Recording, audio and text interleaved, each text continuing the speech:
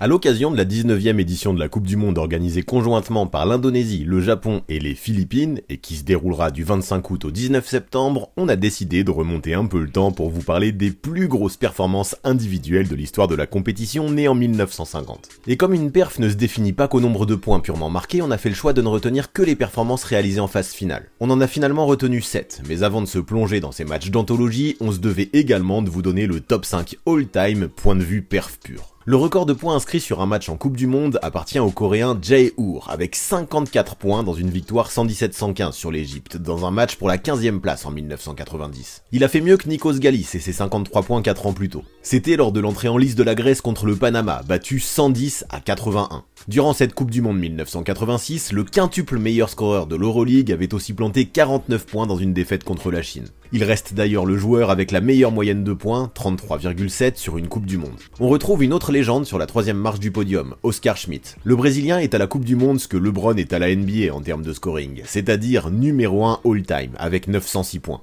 En 1990, il a planté 52 points dans un match pour la 5e place remporté 100-93 contre l'Australie d'Andrew Gaze, 37 points. L'Espagnol Jordi Villacampa est le 4e de ce top 5, avec ses 48 points dans une victoire 112-102 sur le Venezuela en 1990, l'année de tous les records. Enfin, Dirk Nowitzki et Drazen Petrovic se partagent eux la 5e place, avec 47 points chacun. C'était en poule lors d'une victoire 95-74 contre les Pays-Bas pour l'ancien représentant de la Yougoslavie. Dirk avait lui ajouté 16 rebonds à sa perf, mais l'Allemagne avait eu besoin de 3 prolongations pour s'imposer 108-103 face à l'Angola en poule. Passons maintenant aux grosses perfs dans les gros matchs, et commençons par celle de Kevin Durant en 2010. À l'époque, l'ailier sort d'une première année All-Star avec le Thunder. Il n'a pas encore 22 ans et joue sa première grosse compétition internationale avec Team USA. Touché dans son orgueil après ne pas avoir été retenu pour les JO de 2008, il a à cœur de montrer à tout le monde de quoi il est capable. En demi-finale contre la Lituanie, c'est 38 points, dont 17 dans le premier quart à 14 sur 25, dont 5 sur 12 à 3 points et 9 rebonds ouvrent les portes de la finale aux États-Unis et font de lui le nouveau recordman de points pour un Américain au championnat du monde. Le moment est d'autant plus spécial que le match se déroule exactement 10 ans après les attentats du 11 septembre.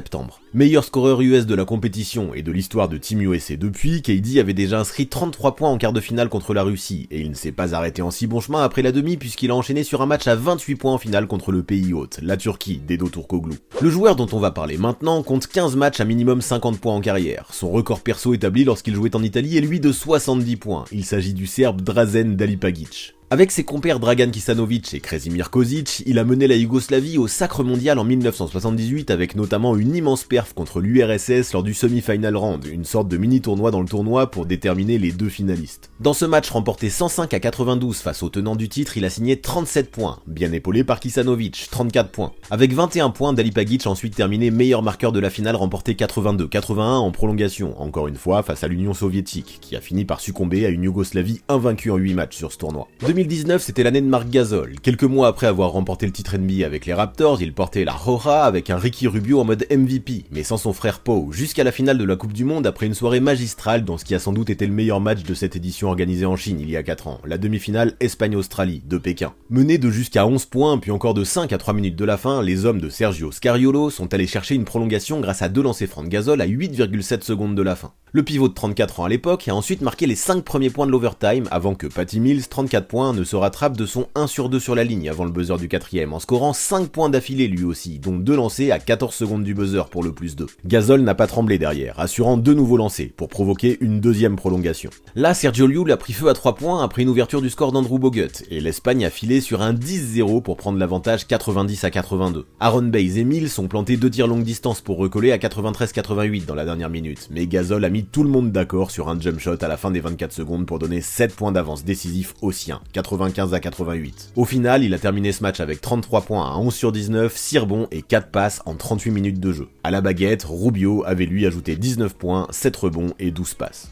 Chaque possession était un combat, une guerre, je pense qu'on a livré un très beau combat, on a su mieux exécuter nos systèmes, rentrer des tirs et des lancers francs cruciaux, court-circuiter leur pression défensive, en faisant bien circuler le ballon. Le sacrifice d'un nouvel été avec l'équipe nationale après une grosse saison et malgré le poids des années a payé cette année-là pour Gasol, déjà sacré champion du monde en 2006 et qui reste aujourd'hui le seul joueur avec l'Amar Odom qu'il avait lui réalisé en 2010 avec les Lakers et Team USA à pouvoir se targuer d'avoir remporté un titre NBA et un titre mondial la même année. Je n'avais plus beaucoup d'énergie mais oui, tu sais, quand c'est le moment de donner tout ce qu'il te reste, ça a été très dur, tout ce que tu investis, tout ce que tu sacrifies pendant l'été, ça en vaut la peine. On reste en 2019 pour parler de la performance de Luis Scola en demi-finale. Vous vous en souvenez peut-être, il avait fait danser le tango au bleu pourtant tombeur de Team USA en quart. Comme chez lui en Chine après une saison avec les Shanghai Sharks, le pivot aux 10 saisons NBA, compensé aussi loin de ses grandes heures que Pékin de la Cordillère des Andes, a signé l'une de ses plus belles performances sous le maillot de l'Albi Céleste pour sa 5e participation en Coupe du Monde.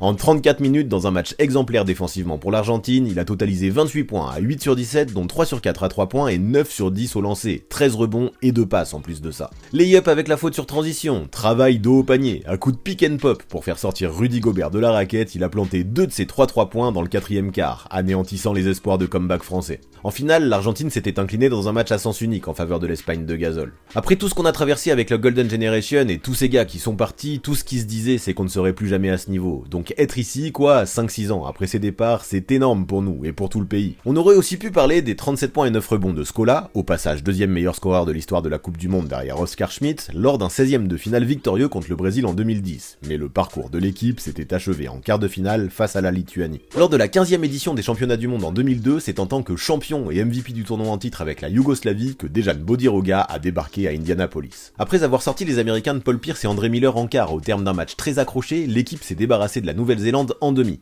Et c'est en finale contre l'Argentine d'un grand Fabricio Oberto, 28 points et 10 rebonds, que Bodiroga a sorti son meilleur match du tournoi avec 27 points à 8 sur 13, dont 2 sur 5 à 3 points, 9 sur 10 au lancer, 6 rebonds et 3 passes en 33 minutes. Ça, c'est la marque des grands. Post-up, 3 points, coupe au panier, mid-range, l'ailier ultra polyvalent a récité tout son répertoire. Son équipe menait 61 à 54 à un peu plus de 7 minutes de la fin, il a réveillé la foule et sa propre équipe avec un tir très longue distance sur l'aile droite pour revenir à 4 points. 5 minutes plus tard et avec un écart repassé à 8 points, il a planté un shoot en déséquilibre sur 2 défenseurs près de la ligne des lancers francs. À 1 minute 39, il s'élève encore bien derrière la ligne avec un petit temps d'avance sur son défenseur et ça fait ficelle, moins 3 à un peu plus d'1 minute 30 de la fin. Sous la minute, il transforme en drive un petit follow-away avec la planche après avoir planté ses appuis juste à l'entrée de la raquette et ramène les siens à un petit point seulement. Après un 1 sur 2 d'Oberto sur la ligne, Bodiroga provoque lui aussi une faute et ne tremble pas, 2 sur 2. Vlade Divac a l'occasion de tuer le match à 5,9 secondes du buzzer, mais il rate ses 2 tentatives au lancer franc et le match part en prolongation aux grandes dames des Argentins qui réclamaient une faute sur leur dernière possession. Cepilla Stojakovic, trouvé dans le corner par Bodiroga, qui ouvre le compteur à la reprise. Les stops défensifs s'enchaînent et à 2 minutes 16, Bodiroga provoque la faute d'Oberto avant de planter 2 nouveaux lancers francs cruciaux pour le plus 5. Devant un public en délire, la Yougoslavie s'impose finalement 84 à 77 après un 9-2 en prolongation. Maintenant, on recule encore de 20 ans pour parler de la performance d'Anatoly Mishkin avec l'URSS en 1982. 29 points dans une finale gagnée sur le fil 95 à 94 contre les Américains de Doc Rivers, MVP du tournoi et auteur de 24 points en finale. Dans cette équipe US, on pouvait aussi compter Antoine Carr ou encore Jim Thomas, mais celui qui a brillé ce jour-là, c'était bien Anatoly Mishkin.